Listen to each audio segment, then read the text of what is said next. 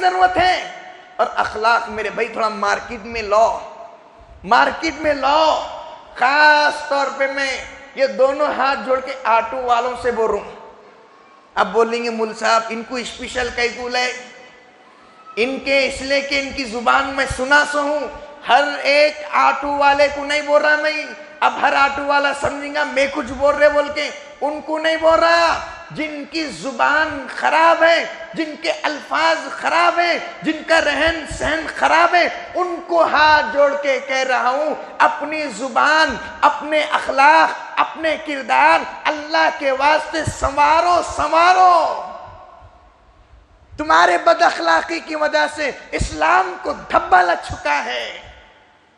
صرف اتنا ہی نہیں، خاص طور پہ میں کہہ رہا ہوں مسلمانوں، ہم تجارت کے معاملے میں گر چکے ہیں.